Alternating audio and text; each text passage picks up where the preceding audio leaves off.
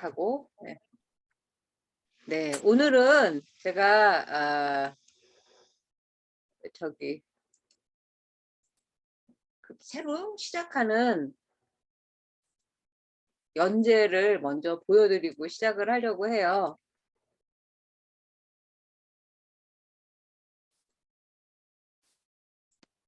지난번에도 한번 말씀드렸을 텐데 그 월간 사진이라고 하는 한 65년 정도 된, 우리나라에서 월간지가 65년 가는 경우 거의 없거든요. 근데 어쨌든 이 월간 사진을 그 편집하는 편집장이 저에게 이제 터키 이야기 연재를 부탁을 해서 올해부터 나옵니다. 다시 여행하길. 그래서 마치 제 그 연재하고 이렇게 맞게 써놓은 것 같은데, 저는 이 책에 이게 이제 여러분들도 이 기회에 한번 그 사진의 세계, 그림 같은 거 한번 보시면, 뭐 카메라, 뭐 렌즈, 굉장히 요새는 이제 다 핸드폰으로만 찍으니까 이런 것들이 신기하지 않습니까?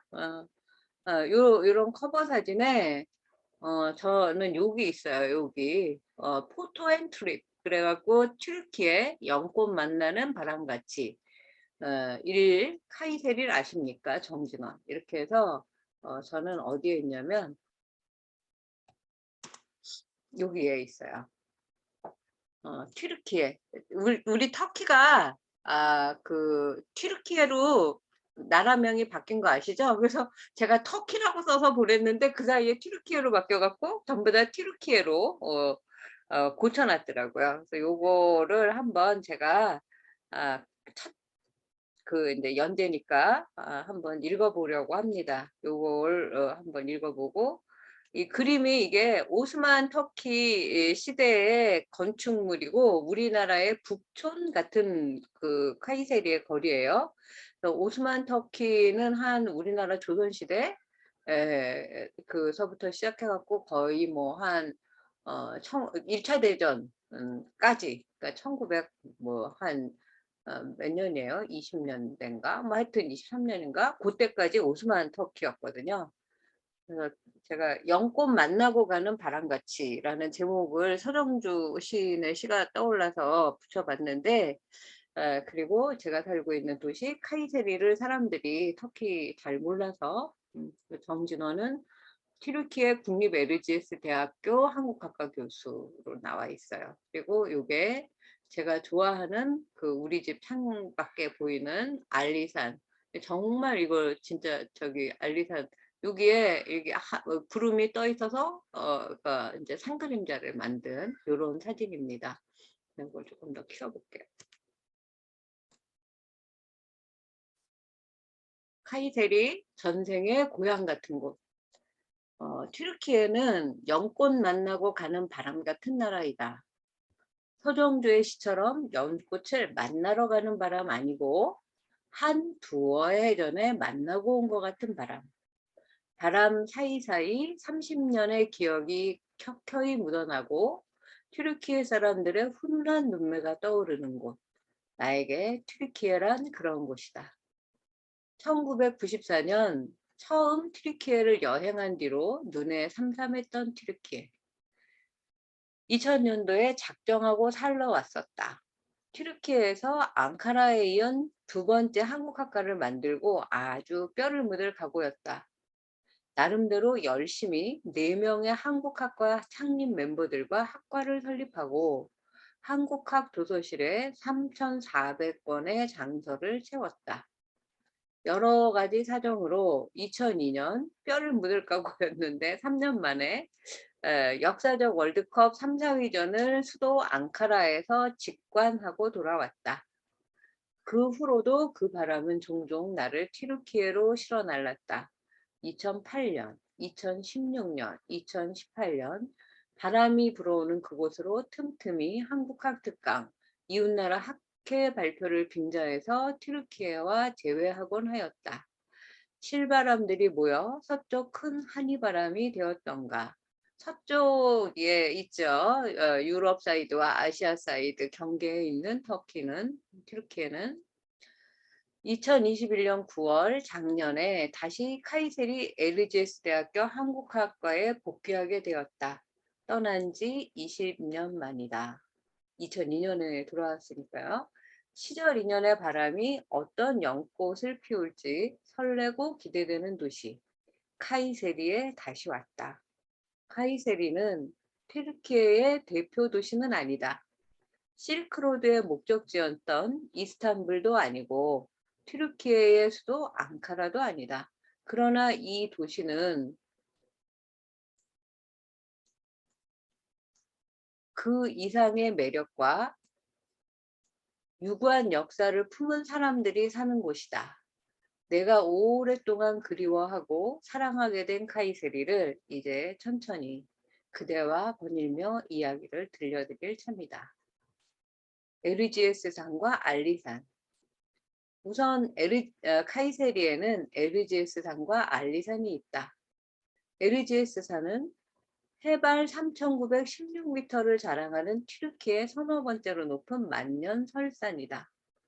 그 유명한 동물 도시 카파도키아를 만든 대단한 화산이다. 2만 년 전에 화산이 폭발해서 카파도키아라는 동물 암석 도시를 만들었다고 해요.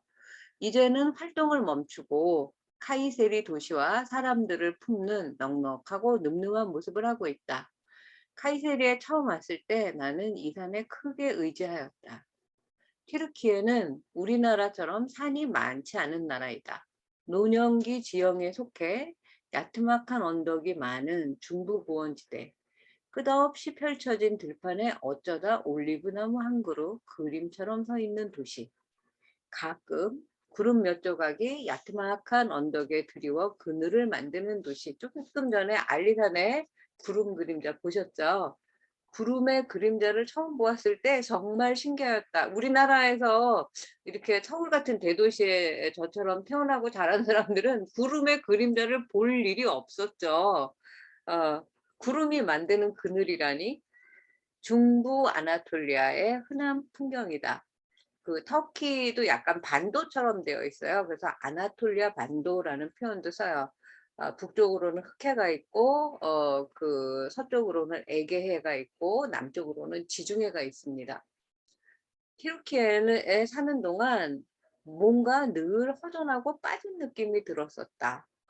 문득 내가 평생 우리나라 산에 둘러싸여 살아왔음을 깨닫고는 늘 잠재의식 속에서 산을 찾아 두리번거리고 있음을 알게 되었다. 그것을 깨우쳐 준 산이 내 등 뒤에 한계령 가사에 나오는 것 같은 에르지에스 산이었다.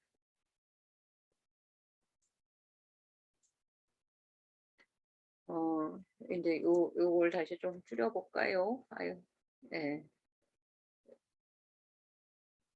요게 이제, 그, 에르지에스 산이고, 이게 카이세리 성벽이에요. 요, 이제 그 조그만 그 글귀를 그렇게 아침이 밝아오면 내 창에 잘 잤니 인사하는 알리산 어머니의 젖가슴 같은 두 봉우리가 나를 품어준다. 나는 이 산을 어머니 산이라 부른다. 요 내용이 여기 또 나옵니다.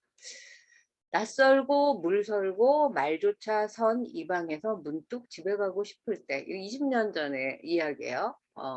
저 산은 내게 지친 어깨를 쓰다듬고 팔 벌려 우지 마라 잊어버리라 다독였다. 양희은의 노래 있잖아요. 뭐 저 산은 내게 뭐 우지 마라 뭐 가지 마라 하고 뭐 이런 노래 있잖아요. 우리는 그렇게 서로 사귀었다. 어쩌면 에르제스 산이 나를 다시 그의 품으로 부른 것인가. 나는 이제 학교의 이름도 에르지에스 산과 같은 이곳에서 근무하며 그를 아버지 산이라 부른다. 알리산은 아침에 눈 뜨면 창문 앞에 바라보이는 산이다. 튀르키의 아침은 아잔 소리로 시작한다. 새벽 4시 넘어 첫 기도 소리를 알리는 이슬람 사원의 아잔 소리는 이제 고향에 온 느낌을 준다. 처음 들었을 때처럼 생경하거나 뱃속이 꿈틀거리는 느낌은 받지 않는다. 저는 처음에 학교 안에서 이 터키가 지금은 약간 종교화 이슬람이라는 종교하고 정치가 이렇게 같이 인제 일치를 시키려고 지금 에르도안 대통령이 인제 노력을 하는데, 제가 있을 때만 해도 2000년도에는 정치와 종교는 분리되어 있었어요. 그래서 헌법상으로는 이슬람이라는 종교가 지금도 국교는 아니에요. 그래서 건물이나 공공 건물 같은 데서도 이렇게 스카프 같은 히잡도 못 쓰게 하고 그랬었는데, 인제 이 에르도안 대통령은 그것도 허용을 하고, 그리고 학교 안에 이렇게 이슬람 사원이 있는 대학이 여기 LGS 대학교밖에 없었다고 해요. 근데 요번에 20년 만에 가 보니까 그동안에 이 이슬람 사원이 동네에 한 20 개는 더 생긴 것 같아. 한 개밖에 없었는데요. 그래 갖고 동시에 아시안 소리가 메아리처럼 여기저기서 울려 퍼지고 아주 대단합니다. 음. 알리사는 아침에 눈 뜨면 창문 앞에 바라보이는 사이입니다. 튀르키예 아침은 아잔 소리로 시작한다. 새벽 4시 넘어 첫 기도 소리를 알리는 이슬람 사원의 아잔 소리는 이제 고향에 온 느낌을 준다. 아, 처음 들었을 때처럼 챙경하거나 뱃속이 꿈틀거리는 느낌은 받지 않는다. 마치 무슨 개구리 같은 게 뱃속에 들어서 꾸룩꾸룩하는 그런 아주 이상한 느낌을 받았어요. 그때만 해도 제가 터키가 이슬람 국가인지 모르고 가 가지고 한 손에 칼, 한 손에 코란이라는 인제 기독교식 사고방식에 가득 차 있어서 이슬람을 그냥 무의식적으로 이렇게 좀 미워했던 것 같아요, 1년 동안은. 인간이 낼 수 있는 신을 향한 지고지순의 소리가 무엇일까 궁금하시다면 새벽에 카이세리에서 잠을 깰 일이다. 그렇게 아침이 밝아오면 내 창에 잘 잤니 인사하는 알리산. 어머니의 젖가슴 같은 두 봉우리가 나를 품어준다. 나는 이 산을 어머니 산이라 부른다. 그래서 학교 쪽에서 바라보면 오른쪽에 LGS 산, 왼쪽에 알리산이 이렇게 동시에 보여요. 이제 카이세리에 대해서 조금 더 이제 알려드릴게요. 이제 문을 열고 두 산이 품고 있는 카이세리 시내를 거닐어 보자. 무려 7,000년 전부터 사람이 살았다고 전해지는 튀르키예의 열 손가락 안에 꼽히는 도시이다. 2000년 전에는 아시리아, 히타이트, 로마, 셀축 투르키예, 오스만 제국, 튀르키예 공화국의 역사가 이어지고 있는 인구 140만이 넘는 대도시입니다. 뭐 서울 지금 1,000만인가요? 뭐 140만 가지고 그래라고 하지만 프랑크푸르트가 100만이 안 됩니다. 프랑크푸르트는 전 세계 비행기가 가장 많이 뜨고 내리는 그런 대도시고 교통의 요지임에도 불구하고 제가 또 이제 12년 전에 있었던 헝가리 부다페스트의 수도의 인구는 200만이 안 돼요. 이 카이세리 정도. 그래서 100만이 넘는 건 굉장히 큰 도시라고 유럽 쪽에서 생각하시면 되는 그런 곳입니다. 집 앞에에서 트램을 타고 메이단이라고 부르는 시내 중심가에 나가면 아타티르크 동상과 시계탑, 고색 창연한 카이세리 성벽과 쇼핑센터들이 즐비하다. 최소 20년 전보다 10배는 많아 보이는 아파트 단지들, 조그만 뉴타운들이 엄청 많이 생겼어요. 그리고 그 사이에 잘 갖춰진 사회 기반 시설이 날로 발전하는 도시 카이세리임을 확인할 수 있다. 도시는 활기차고 젊음이 넘친다. 그 중심에 바로 제가 근무하는 LGS 대학교 젊은 대학생들이 있다. 튀르키예 전역과 중앙아시아 등지에서 온 유학생들이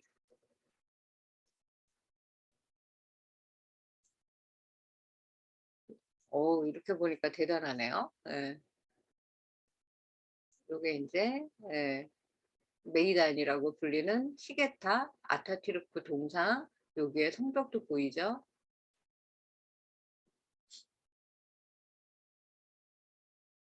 그리고 인제 요게 에데비아트 파쿨테시가 인제 제가 근무하는 인문대학 한국학과가 있는 건물이고요. 요게 에르제스 산이에요. 그리고 요게 알리산입니다. 그리고 이게 이제 알리산 앞에 있는 오스만 거리라고 부르는 오스만 시대의 마을. 이 첨탑이 미나레라고 하는데 이게 두 개가 있는 건 큰 사원이라는 뜻이에요. 보통은 한 개 있거든요. 네. 그래서 사진을 많이 실어줬어요. 그리고 이제 여기 이제 신혼부부 오스만 거리, 우리도 북촌 같은 데 가면 한복 입고 그 결혼 웨딩 사진 많이 찍잖아요. 그리고 요건 이제 한국 문화의 날에서 부채춤 연습해 가지고 한국 학생들이 추는 모습. 음 근데 이게 다 본 건가요? 잠깐만. 이게 너무 길어 갖고 예. 여기를 안 본 것 같네요. 이건 했는데 이거 했고 유학생들이 가득하다. 가득 찬 대학에는 65,000명이 넘어요. 저도 이거 쓰느라고 찾아봤어요.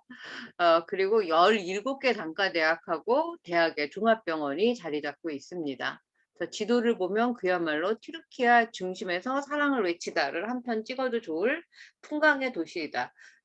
터키 정중앙에 있는 도시예요. 나는 지구를 네 발로 걷는 것을 인생 목표로 삼아 어느 정도 이룬 사람이라고 할 수 있어요. 이제는 돌아와 거울 앞에서 누님 같은 나이가 됐습니다. 카이세리의 뿌리를 내리고 튀르키예와 맞닿은 유라시아의 한국학을 외치고 오자 이제 이곳에 왔다라는 이야기예요. 음, LGS 대학교 한국학과, LGS 대학교 한국학과 자랑을 할 시간이다. 1998년부터 이제 학과 설립 준비를 해서 2000년도에 저를 초빙을 해서 이제 설립을 했습니다. 그리고 학생들은 2003년도부터 들어와서 제가 이제 설립해 놓고 그 기반 시설을 만들어 놓고 도서관을 만들고 그러고 돌아온 이듬해에 이제 학생들이 들어오기 시작을 했죠. 그래서 이제 딱 20년이 된 그런 이제 젊은 학과입니다. 한 학과에 주야간 학년당 100명씩, 그러니까 50명, 50명, 400명 가까운 이제 그 학부생들이 재학 중이고, 또 석사과정, 박사과정, 또 박사들도 많이 있어요. 지금 박사들이 또 교수가 되어서 지금 교수 요원의 길을 걷고 있고요. 그 튀르키예 인들, 그다음에 한국인으로 구성된 능력 있는 교수진 11명이 포진해 있는 이런 학과는 유럽에 거의 없습니다. 이 정도 규모를 아직 유럽 주변에서 본 적이 없다. 가히 튀르키예 제일이요. 유럽 제일이라고 할 만하다. 학생들 실력 또한 대단하다. 요번에 서울대 학부 졸업하고 1명, 경희대 무역학과 1명, 한국학과가 아니라 무역학과에 들어가기는 쉽지 않은데 또 한 학생이 또 다른 우리나라 대학원에 들어왔다고 해요. 2022년 5월 10일에 2004년부터 한 해도 거르지 않고 지속되어 온 LGS 대학교 17회 한국문화의 날 축제회장이 펼쳐졌다. 별 기대 없이 학과 학예의 수준 정도로 참석을 했는데 탈춤반, 부채춤반, 케이팝 댄스반, 노래 경연, 백일장, 시화전까지 아마추어 실력을 뛰어넘는 프로 수준의 공연과 솜씨에 진짜 깜짝 놀랐어요. 그도 그럴 것이 탈춤, 부채춤은 국립국악원에서 선생님이 몇 년 동안 오셔갖고 상주하면서 가르쳤다고 해요. 그 다음부터 이제 선배들이 계속 대를 이어서 이제 가르치게 돼서 이 정도의 실력을 겸비하고 있다고 들었어요. 감개무량, 만단정회, 실로 20년이라는 세월은 강산이 2번 변하는 시간이자 상전벽해의 세월이었다. 셈이 깊은 물이 시내가 되고 바다에 이르는 광경을 두 눈으로 목도한 역사적인 순간이었다. 제가 마침 이제 이날 서울에 있다가 터키에 간 날 이 한국 문화의 날로 이 친구들이 제가 온 거를 축하를 해준 것처럼 그렇게 느꼈고 진짜 감개무량했어요. 카이세리 시를 위한 축제, 나아가 튀르키예의 한류 축제로도 손색이 없으리라. 오스만 거리와 튀르키예 할머니의 커피 이야기 요걸로 이제 끝이 날 겁니다. 알리산 아래에는 수많은 역사가 축적된 오스만 거리가 있다. 탈라스 구역 안에 있는 우리의 북촌 정도 되는 거리로 무려 로마, 비잔틴, 셀주크, 오스만 시대의 자취들을 간직하고 있어서 서로 다른 문화를 한데 모은 곳이라고 할 수가 있다. 그 오밀조밀한 거리에는 웨딩 사진을 찍는 커플도 있고 젊은이들이 모여드는 고풍스런 카페, 뭐 루프탑이라고 해서 이제 옥상에 올라가서 그 이제 그 차를 마셔요. 얘네들은 술을 안 마시잖아요. 이슬람 국가라서. 그래서 차 한 잔, 홍차 한 잔으로 그렇게 흥겹게 분위기를 내는 사람들이 있다는 게 저는 정말 믿어지지가 않아요. 물론 인제 호텔 그 스카이 라운지 같은 데 가면 맥주도 한 잔 마실 수 있어요. 그곳에도 에르지에스 산의 화산 활동 흔적은 남아 있어서 군데군데 동굴집들의 자취가 그대로 남아 있습니다. 글씨가 있나요? 여기가 끝이니까.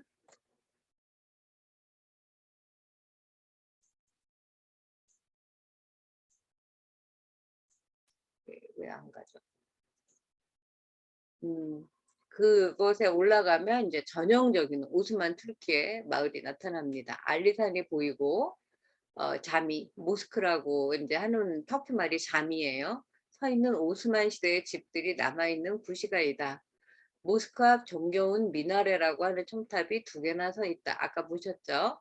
아야 소피아라고 불리는 이스탄불 사원 첨탑은 4개예요. 그리고 최대 규모를 인제 자랑하는 블루 모스크 라고 하는 그 이제 아주 커다란 그 이슬람 사원은 6개의 첨탑이 있어요. 보통은 동네에는 1 짜리가 일반적입니다. 이 첨탑에서 이슬람 신도들에게 하루에 5번씩 기도하러 오라고 멀리 멀리 아잔을 노래하고 있어요. 멜리케와 바하르는 저랑 같이 알리산과 오스만 거리를 답사한 한국학과 1학년 여학생들이에요.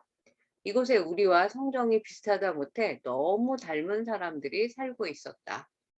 우리의 영혼의 반쪽 같은 사람들의 이야기가 굽이굽이 펼쳐진다. 동쪽으로 갈수록 생김새도 비슷해져요. 이스탄불에는 금발의 파란 눈의 그 동로마 제국 시대의 사람들이 살고 있다면 동쪽으로 갈수록 돌골족이라고 불리우는 옛날에 우리와 같이 바레라는 나라, 고조선이라는 나라서부터 함께 인제 협력도 하고 인제 그 또 힘이 세지면 서로 전쟁도 하고 했던 그 형제들이 살고 있어요. 알리산에 가보겠다고 벼르기만 하다가 1학년 바하르와 멜리케를 데리고 함께 하루 여행에 나섰다. 카이세리는 해발 1000m가 넘는 지역인데 알리산도 2000m가 넘지만 에르지에스 산에 비하면 거의 야산처럼 보이죠. 우리는 나름 트레킹을 마친 후 나름 트레킹은 날씨가 더워서 조금 올라가다 다시 내려왔어요. 알리산 기슭에 있는 마치 우리 북촌 같은 오스만 거리를 구경하고 마을을 지나고 있었어요. 걷다가 인제 그 빈집 인제 그 폐허가 된 터에 텃밭을 가꾸는 할머니를 만났습니다.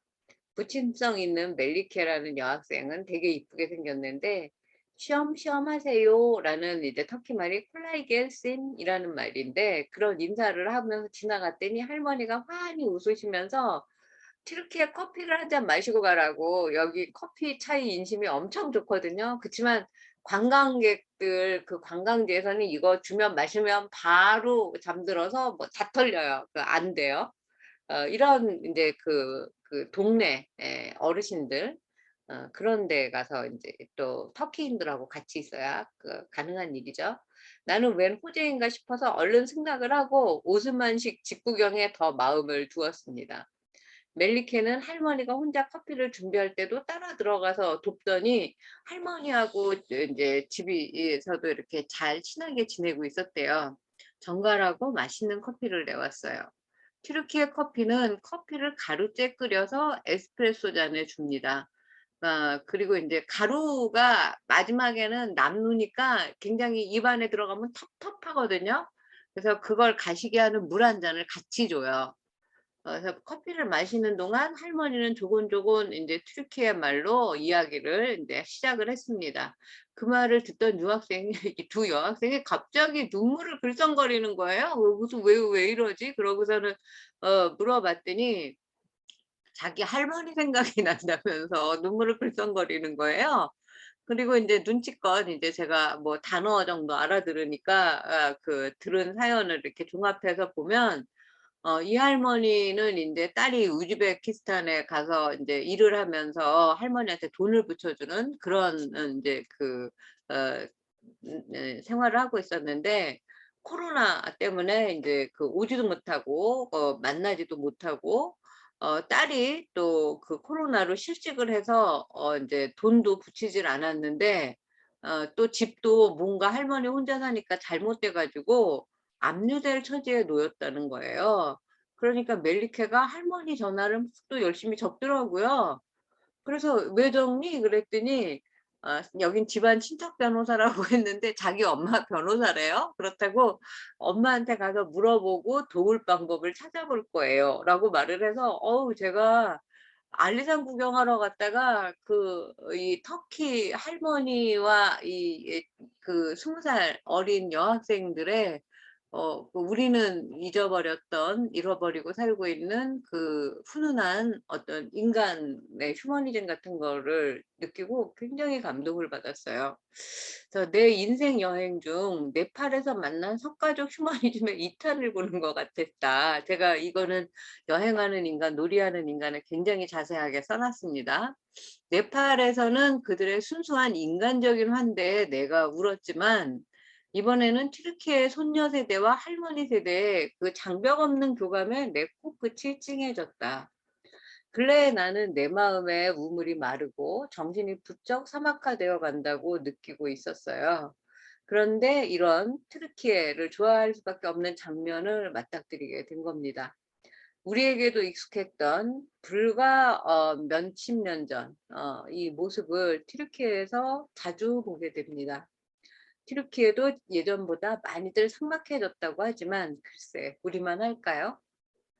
알리산 여행 중에도 무수한 도움을 사실 하루 여행이지만 받았습니다. 차편을 잘 몰라서 물어본 식당 웨이터는 매니저와 몇 마디 나눠서 뭐 이제 무슨 콜택시 같은 걸 불러주는 줄 알았더니 갑자기 자기 차를 그 열쇠를 가지고 우리를 오스만거리까지 태워다 줬어요.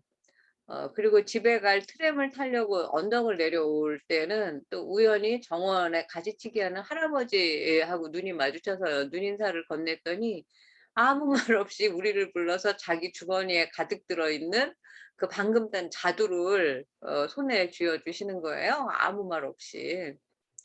튀르키예는 이런 곳이다. 우리가 많이 놓치고 사는 사람 냄새 나는 따뜻한 정과 훈훈한 마음씨가 아직 남아있는 곳.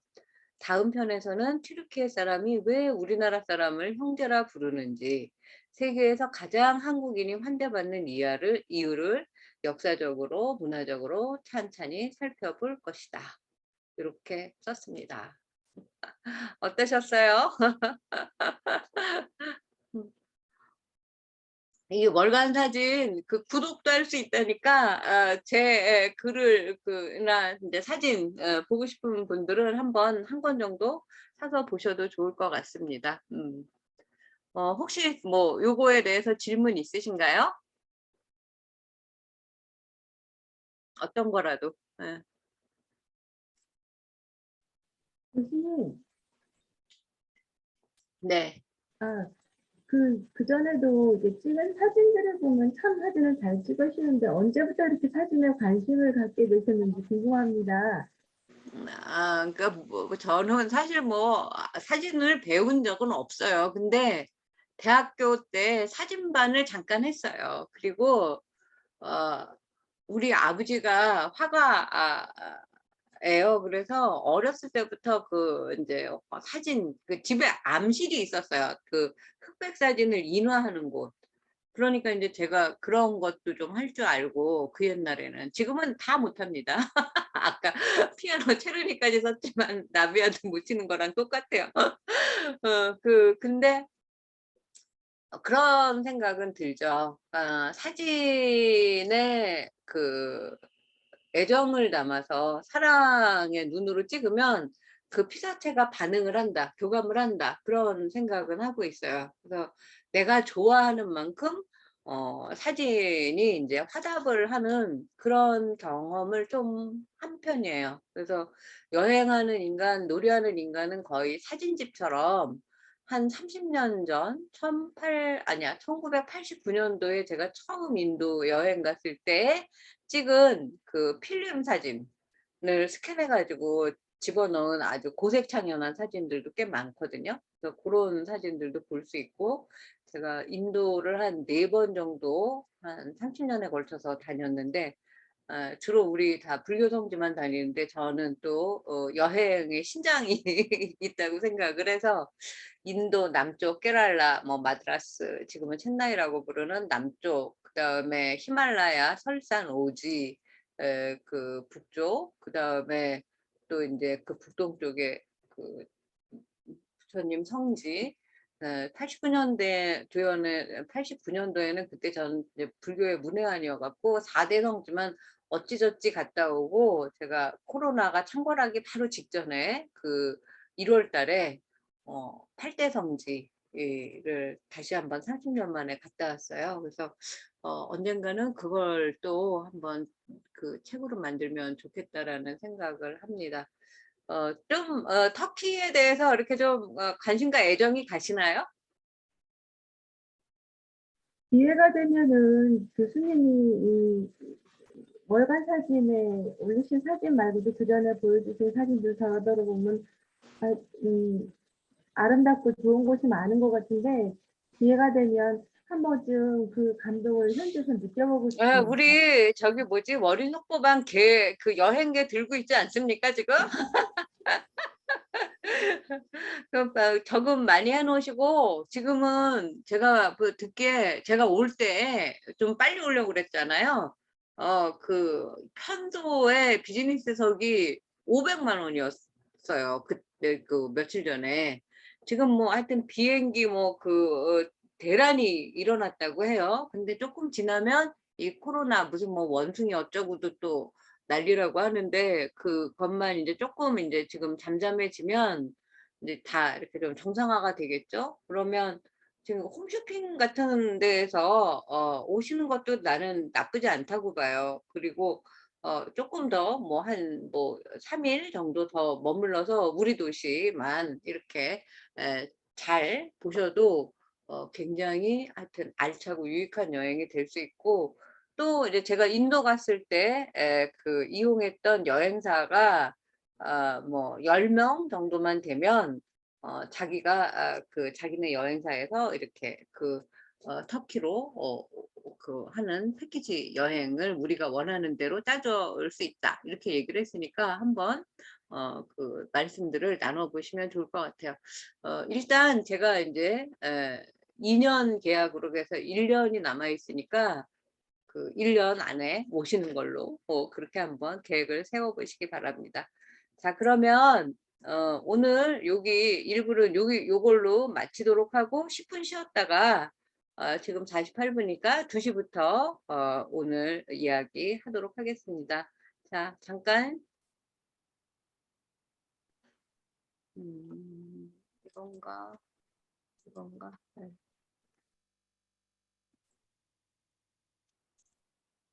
자, 오늘 15강째예요.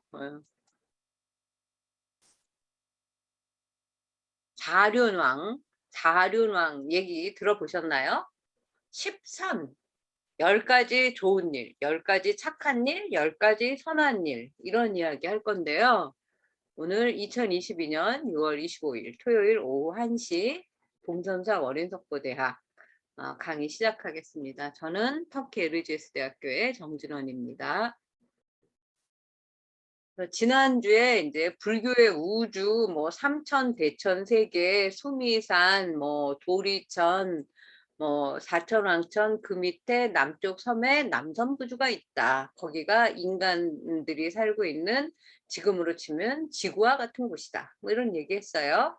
오늘은 사륜 네 가지 바퀴라는 뜻인데 금바퀴, 은바퀴, 그 구리바퀴, 쇠바퀴 의 왕 이야기할 거고 또 칠보에 대한 이야기 할 거고 십선에 대한 이야기 할 겁니다.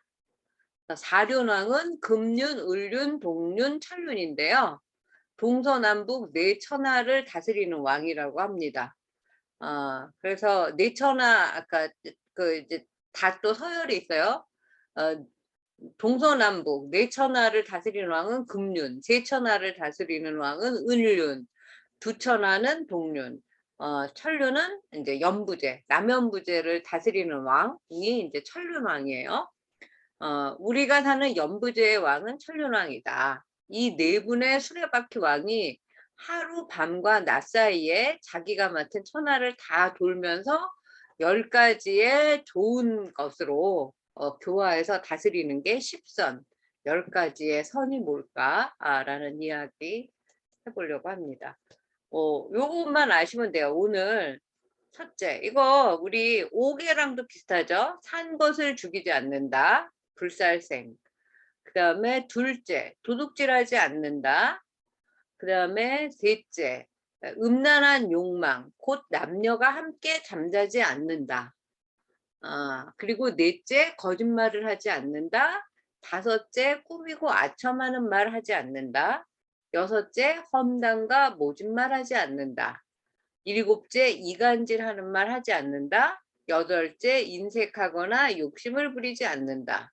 아홉째, 성내는 마음 내지 않는다. 열째, 삐뚤어지고 구분 편견을 갖지 않는다. 잘 보시면 네 번째부터 다 말이에요. 거짓말, 그 꾸미고 아첨하는 말, 험담, 모진말, 이간질하는 말.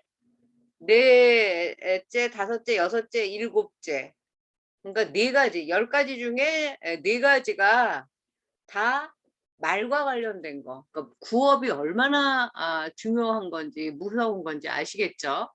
거짓말하면 안 되고 교언 영색이라고 하죠. 그 꾸미고 아첨하는 말 하면 안 되고 그리고 남을 설득고 욕을 하면 안 되고 비방을 하면 안 되고 제일 나쁜 거는 이간질하는 말인 것 같아요. 그리고 이제 욕심을 내지 말아라. 이제 탐이죠. 이거 진은 그 성내는 마음을 내지 말아라. 삼도. 그 다음에 열 번째 삐뚤어지고 구분 편견을 갖지 않는다. 이건 이제 어리석은 생각이니까. 그러니까 삼도. 그 다음에 불살생, 불투도, 불싸움. 그 다음에 이 이제 네다 여섯 일곱 번째가 말과 관련된 것. 이렇게 십선을 이 중에서 뭐를 그 제일 안 할 수 있을 것 같아요?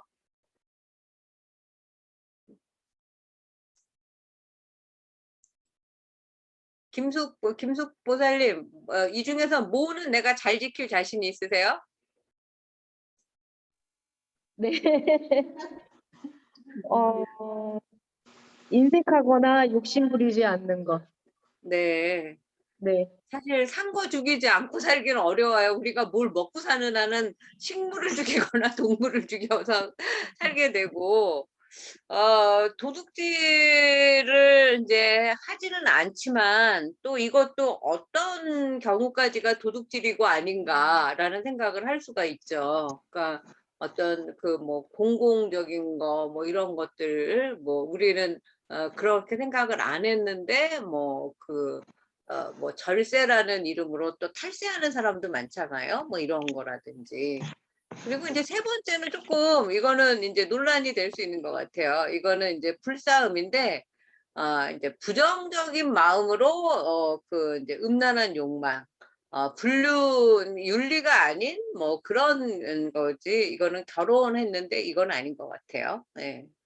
또 임유미 보살님은 이 중에서 뭘 잘 지킬 수 있을 것 같아요? 이 중에 하나씩만 오늘 정하고 이것만 열심히 합시다. 오늘 이것만 해도 굉장히 큰 공부니까. 네. 이게 제가 생각에는 10가지 하나도 지키기는 쉽지 않을 것 같은데요. 생각만 그쵸. 해도. 이거 네. 엄격하게 잣대를 네. 재면 힘이 아니 아니에요. 그리고 네, 근데, 다섯째 꾸미고 아첨하는 말도 이거는 그럼요. 화이트 라이라는 게 있잖아요. 그 선의의 네. 거짓말.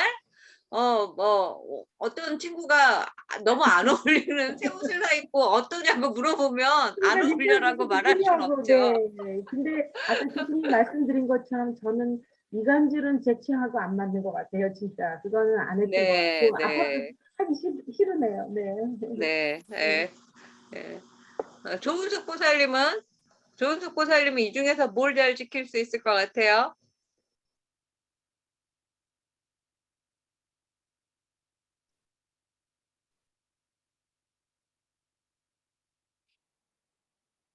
뭐라고 말씀하시는데 안 들려. 지금 몰라요. 조원석 보살님 10번째. 나 모르는데. 삐뚤어지고 구분 편견을 갖지 않는다? 네. 이게 이제 어리석은 마음인 거예요. 사실 이것도 사실은 자기가 옳다라고 생각하는 사람 굉장히 많죠. 뭐 저부터 마찬가지예요. 내가 여태까지 경험하고 내가 배운 걸 이제 그 불교에서는 깜냥것이라고 하는데 내 경험치만큼 옳은 거예요. 그래서 남들이 아무리 뭐라 그래도 그게 잘못된 길이라고 해도 그걸 이제 계속 고수하거나 고집하는 삶을 사는 경우 굉장히 많죠. 당장 우리 남편만 해도 너무너무 오랫동안 담배를 피웠어요. 그래서 지금 이제 이 모든 것이 저는 그 담배로 인한 그거라고 생각이 드는데, 어, 결혼 조건이 담배를 피지 않는 거였는데, 30년 동안 줄기차게 담배를 피우면서 계속 뭐 아이가 생기면 아이가 아빠 담배 피지 마 뭐라고 말하면 뭐 아이가 거짓말을 하면 뭐 사춘기가 되면 어쩌고 저쩌고 뭐 계속 그렇게 거짓말을 진짜 하면서 그 담배를 피워서 지금 이 지경에 이르게 된 거죠. 아직 부모님이 시부모님이 살아계시기 때문에 며칠 전에 이제 그저껜가 비가 많이 오는 날 원주에 사시는데 그 삼성병원에 오신 거예요. 근데 이제 남편이 저는 한 번도 평생 동안 우는 걸 본 적이 없었는데 이제 그 부모님이 이제 눈물을 훔치고 뭐 이런 걸 보고 나서는 한 먼 길, 빗길을 오셨는데 한 2, 3분 만에 이제 가시라고 얘기하고 병원에서 막 큰 소리를 내서 울더라고요. 그러고 나서 막 그날부터 어제까지 너무나 침울해져 가지고 말도 안 하고 막 그래서 이게 또 이제는 이제 우울 증세로 가는 거 아닌가? 뭐 그래서 항우울제 같은 걸 또 먹어야 되나? 막 이렇게 걱정을 했는데 그래도 오늘 국립의료원이라는 곳이 굉장히 한 100년 된 건물 같은데 벽돌 건물이에요.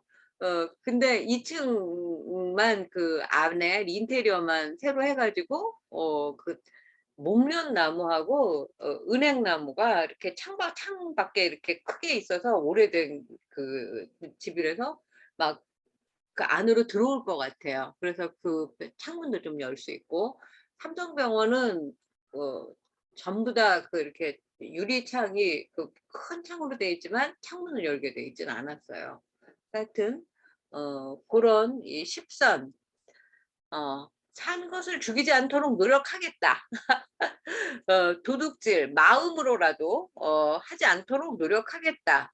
아, 윤리에 어긋나는 그러한 욕망을 품지 않도록 노력하겠다.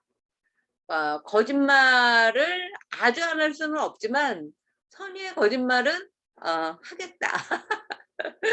그다음에 꾸미고 아첨하는 말을 뭐 자기의 어떤 무슨 뭐 이해타산이나 영리를 목적으로 하면 안 되겠지만 그것도 그 사람의 장점을 발견해 주고 이렇게 재확인시켜 주는 거라면 나는 이것도 어느 정도 근데 이제 험담과 모진말을 사실 안 하고 살기는 어렵죠. 특히 자식, 뭐 가족, 남편 이런 사람들한테는.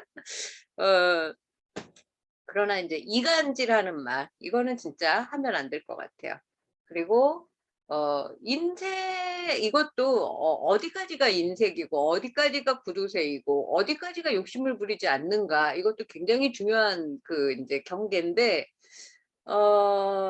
이제 저는 가능하면 이제 뭔가 만나자고 하면 내가 밥을 사든지 차를 사겠다라는 마음을 갖고 나가서 사는데 제가 아는 분 중에 한 분이 어 한 번도 돈을 안 내시는 분이 계세요. 근데 그분은 그 대신에 좋은 글, 좋은 말 이런 거를 카톡이든 이메일이든 엄청나게 우리 아버지하고 동갑이신데 그러니까 거의 90 다 되신 분인데 한 70 대부터 저하고 같이 삼국유사를 공부하신 분이고 고등학교 선생님을 이제 하신 분이고 서울대를 나오신 분인데 한 번도 돈을 내는 적을 못 봤어요.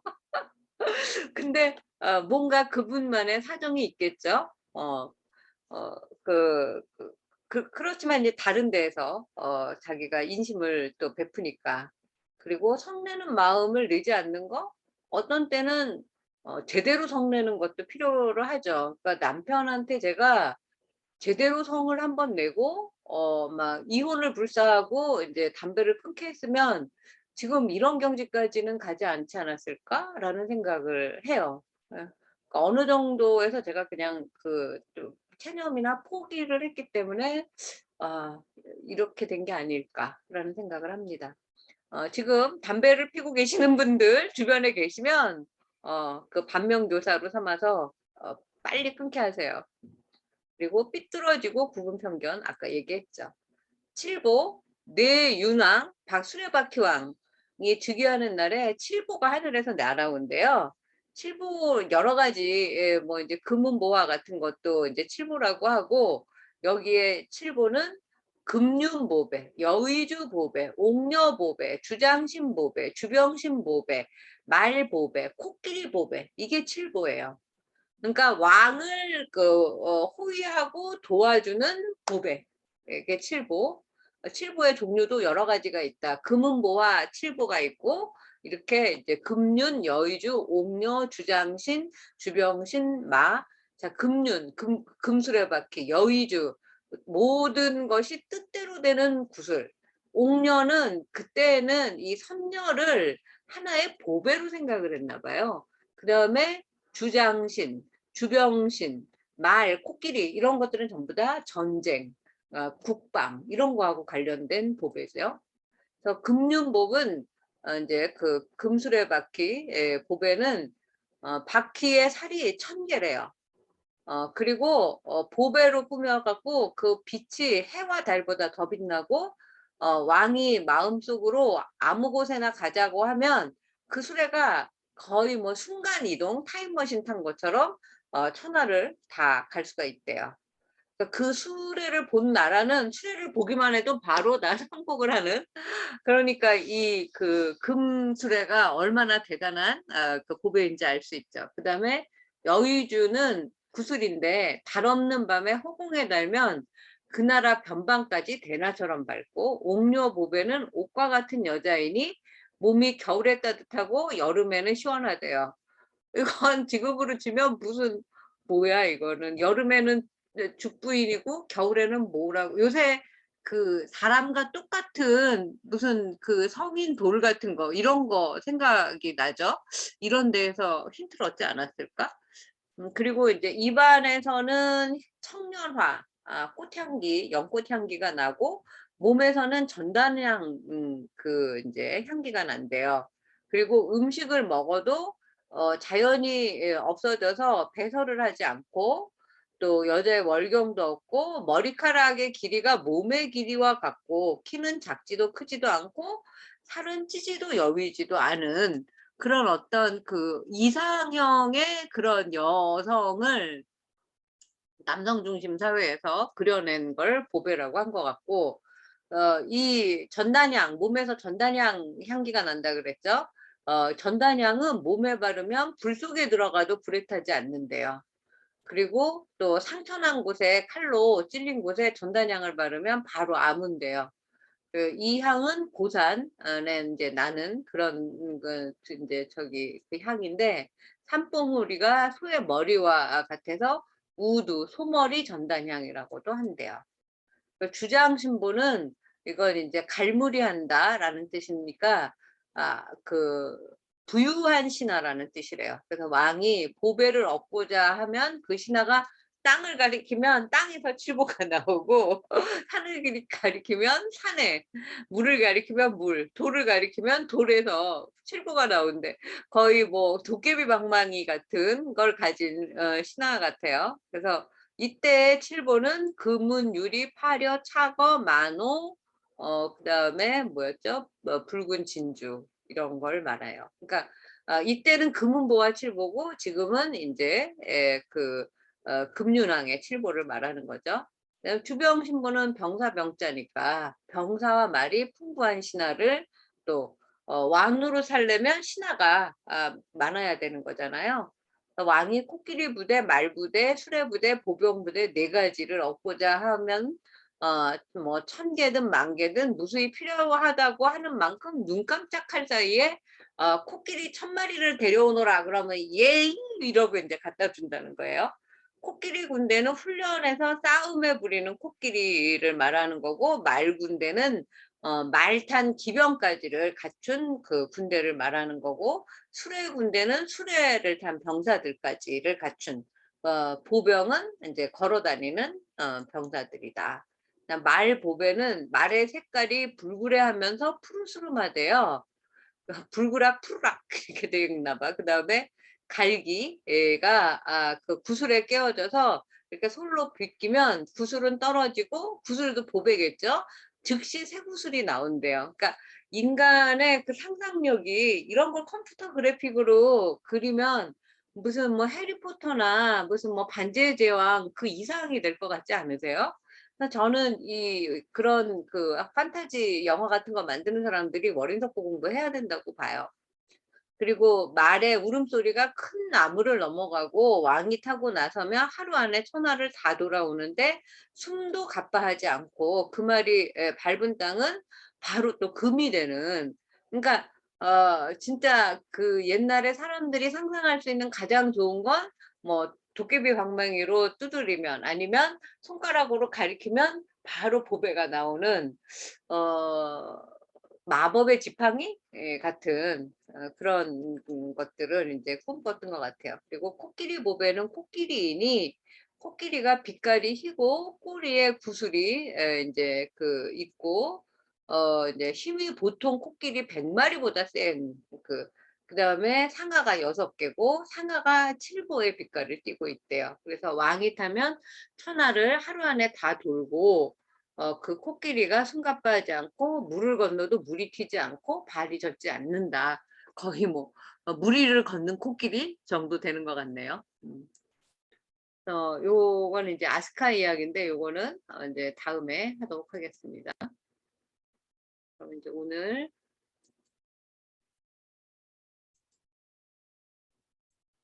이거 공부할 월인석고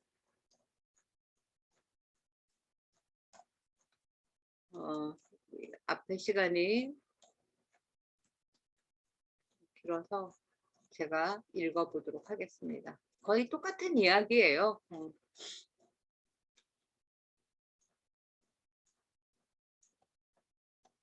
자, 12번째 이야기입니다. 사륜왕과 칠보. 오늘 지금 이제 오리엔테이션을 먼저 했으니까 바로 읽으면 바로 아실 것 같아요. 지난 시간에 삼천 대천세계의 기본단위, 나라가 이제 기본단위인데 나라는 나라 하나마다 중심에 수미산이 있고 수미산 바깥에 또 칠보산이 있고 칠보산 바깥에 바다가 있고 또 4섬이 있는데 우리는 남쪽 섬인 남연부제에 산다는 이야기를 했습니다. 왠지 화성에 사람이 살고 있을까 하고 궁금해 하잖아요. 다른 동쪽, 서쪽, 북쪽에는 그러면 누가 살고 있지? 좀 궁금해지는 뭐 북쪽에 뭐 울산월 뭐 이런 거 있었잖아요. 이제 그 네 섬을 다스리는 왕의 이야기를 하게 될 것이다. 우리가 이름만 들었던 금륜왕, 을륜왕, 동륜왕, 천륜왕에 대한 내용인데 이미 신라에도 이러한 이름의 왕자들이 있었다는 것을 알면 더욱 흥미로울 것입니다. 바로 신라시대 25대 진지왕의 이름이 금륜왕자였어요. 그리고 그의 형이 이름이 동륜, 구리왕자였는데 이 구리왕자가 그 아버지의 후궁을 좋아해서 그 후궁의 집 담을 넘다가 개 물겨서 죽든가 뭐 그래요. 그래갖고 그 왕위를 계승하게 된 동생 이름이 이제 금륜왕 진지왕이었는데 진지왕도 아까 그 세 번째 그 삿된 그 저기 뭐 사음을 이제 황음했다 이런 표현이 나오는데 음란했다고 해서 폐위가 되는 기록적인 임금이에요. 그러니까 형과 아우가 다 그 어떻게 보면 굉장히 불명예스러운 그런 이제 그건데 진지왕은 사실은 그때 당시가 미실, 선덕여왕 뭐 이런 시절이었어요. 그래서 미실과의 파워 게임에서 져서 쫓겨난 왕, 폐위된 왕 이렇게 보는 경우도 있습니다.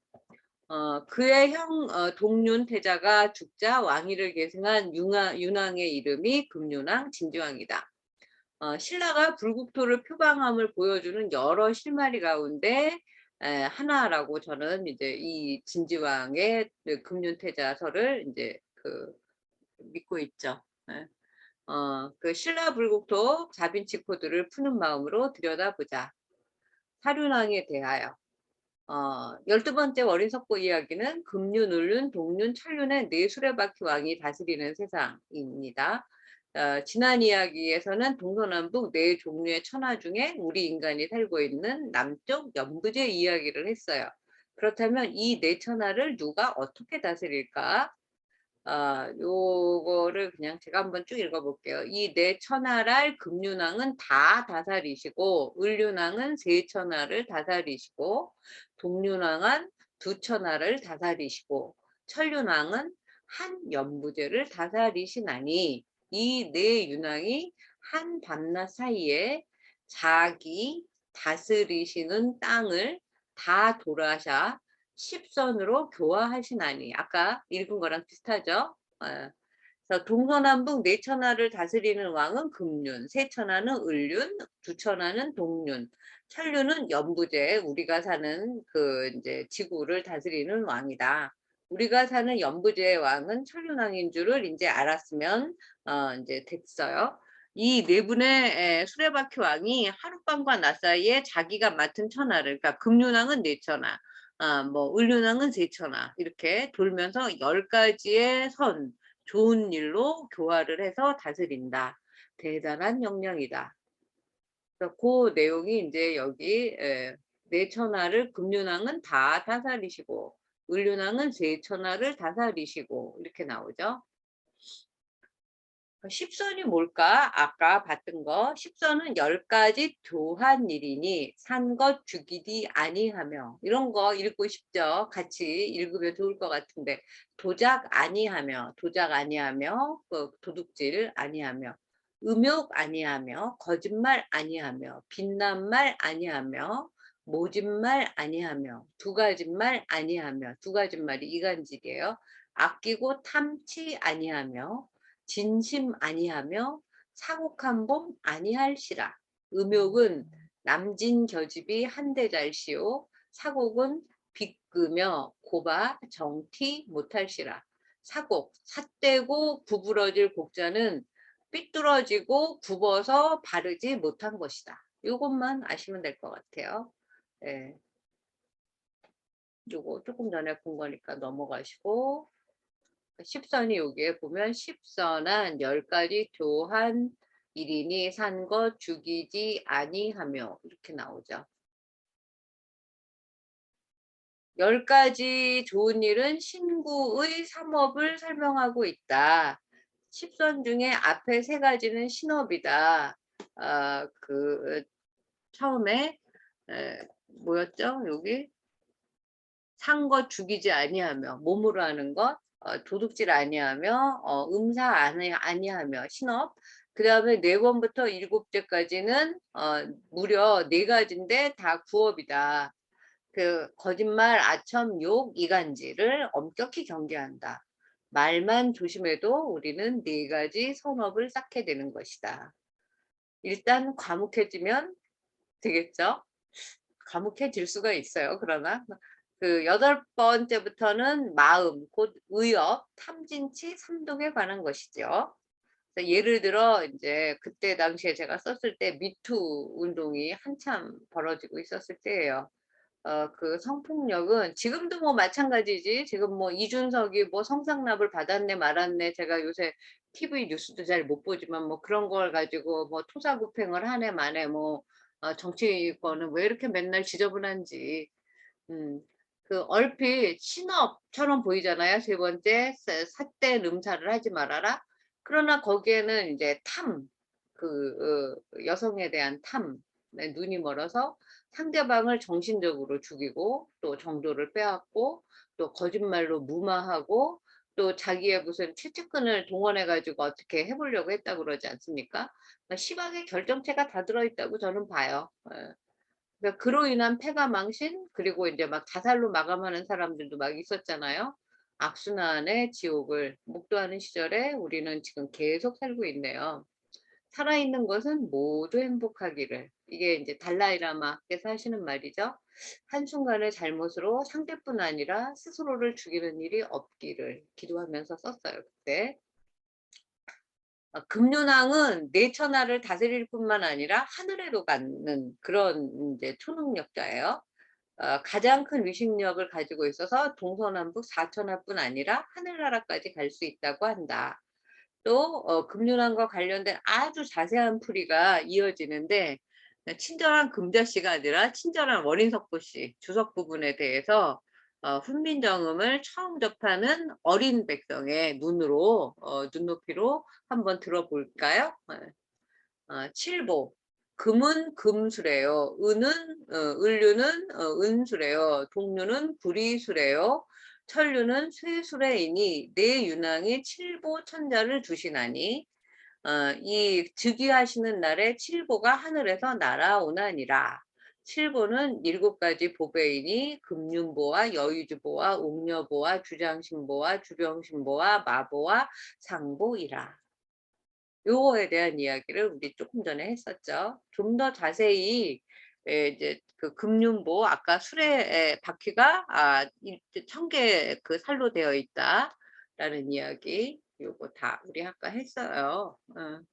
금륜보는 1000개의 바퀴살로 이루어진 수레바퀴. 보배로 꾸며서 광명이 해와 달보다도 더 빛난다. 금빛 찬란하다 이런 표현 쓰잖아요. 해와 달보다도 더 빛날 수 있을까? 그렇다고 해서 해와 달이 있어야 금이 빛나는 거 아니에요?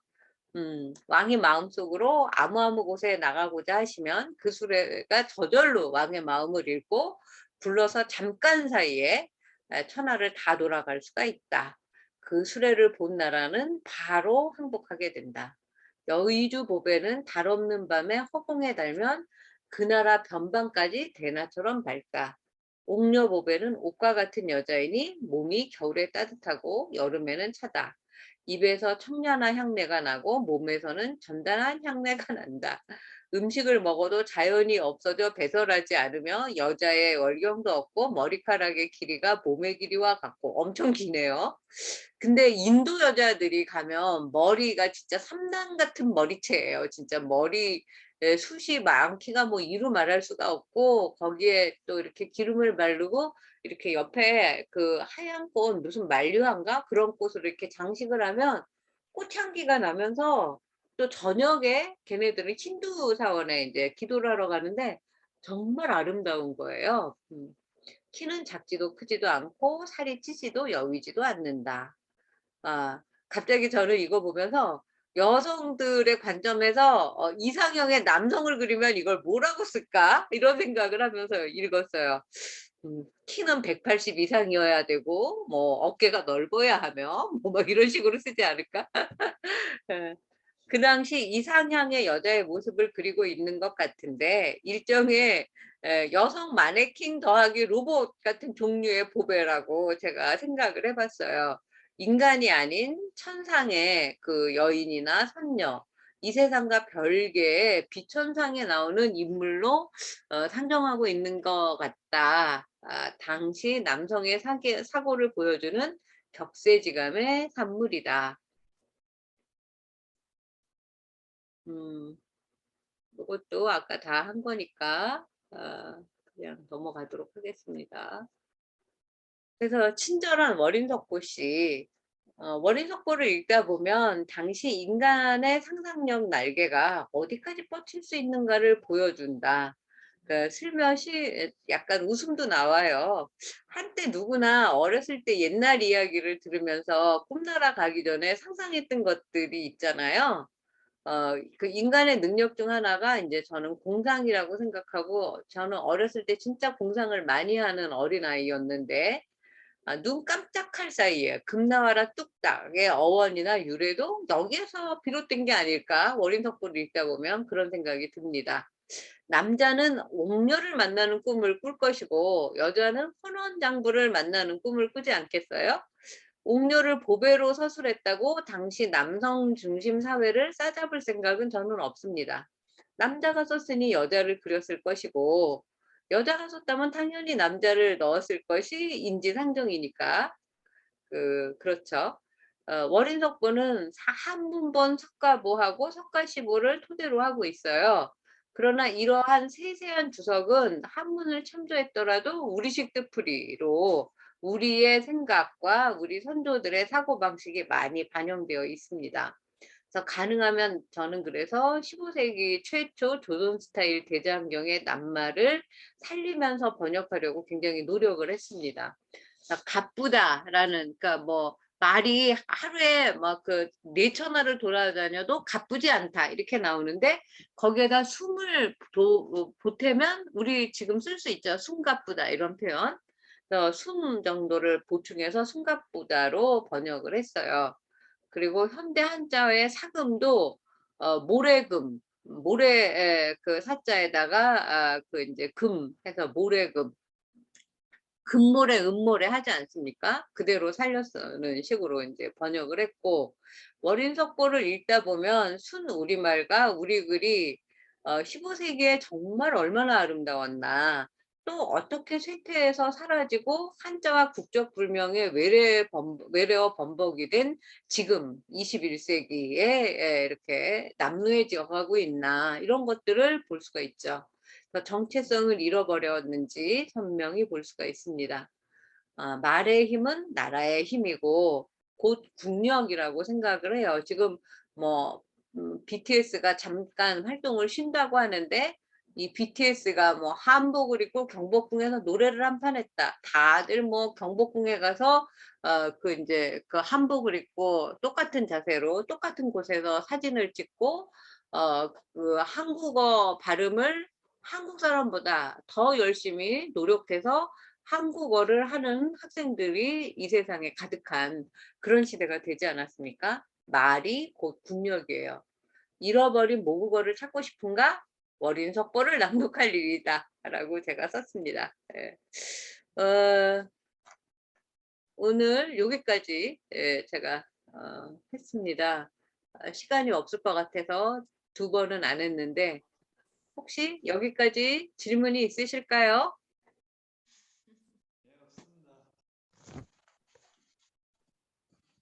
자, 원수연 보살님 조금 늦게 들어오셨죠? 오늘 어떻게 들으셨나요? 네, 제가 오늘 백정 입제 법회 사의를 진행하느라고 혼이 다 나가버렸어요, 교수님. 그러셨군요. 네, 오늘 백중 입제군요. 네네네. 어쨌든 절에 그 뭔가 그 소임을 맡아가지고 할 수 있는 것도 진짜 이거는 특별한 인연이죠. 그리고 이제 저는 지금 이제 그 병원에 가느라고 뭐 이제 그 법련사 합창단도 못 가고 뭐 이제 그러는데 그 이제 단통에 오늘 뭐 하는 날이니까 오세요 뭐 이렇게 쓰잖아요. 그러면 일상에서는 아이 오늘 뭐 피곤한데 귀찮은데 그냥 한번 빠질까 뭐 이런 경우도 되게 많았었는데 정작 이제 요새 병원이 거기만 코로나가 엄격해요. 그래서 계속 그 이제 또 들어가려면 PCR 검사를 또 받아야 돼요. 그리고 간병으로 못 들어오는 그 사람들은 한 번에 막 8만 원, 9만 원씩 내야지 돼요. 그러니까 그리고 이제 뭐 그 면회도 안 되고 삼성 같은 경우는 지금 국립의료원 같은 경우는 평일날 저녁 2시간만 이제 그 면회가 허용이 되는데 그 사람도 면회하려면 또 음성 결과를 받아 갖고 와야 되고 뭐 이런 식으로 그 행동 반경의 제약을 사실 우리가 살면서도 병원에 갈 일이 없는 사람들은 별로 못 느꼈을 것 같은데 제가 또 이런 경험을 하면서 이게 그 진짜 집에만 있을 때는 전혀 모르고 그냥 코로나 걸리지 말게 집에만 있어야겠다 이렇게 생각하고 나갈 일도 없고 나가지 않아도 되는 그런 상황 자체도 이게 얼마나 큰 그 감사할 일인가 이런 생각을 또 해보게 됩니다. 그래서 진짜 아까도 잠깐 얘기했지만 경험치만큼만 자기 깜냥껏 알게 되는 것 같아요. 오늘 제가 그 터키 제가 살고 있는 도시 이야기 이제 유튜브로 만들어서 바로 올려드릴게요. 오늘 유튜브로 보시겠다는 분들이 많아서 그리고 이제 오늘 이그 금륜왕 사실 그 미실과 관련된 진지왕 이야기 이런 그 선덕여왕 이야기 이런 것들은 자작률사 이야기 같은 거는 또 다른 그 이제 그 강좌로 한국유사 강좌로 여러분들한테 전해드릴 수 있으면 참 좋겠다 생각이 들어요. 네. 자, 그러면 오늘 여기까지 하도록 하겠고요. 또 이렇게 뭐 한마디씩 카톡에 올려주시면 오늘 못 오신 분들도 이런 공부를 했겠구나 이런 생각들을 공부하면서 하셨구나를 알 수 있어서 서로에게 또 좋은 인연 공덕을 지을 수 있을 것 같습니다. 한 줄씩 남겨주시고 다음 주에 뵙도록 하겠습니다. 감사합니다. 고생하셨습니다.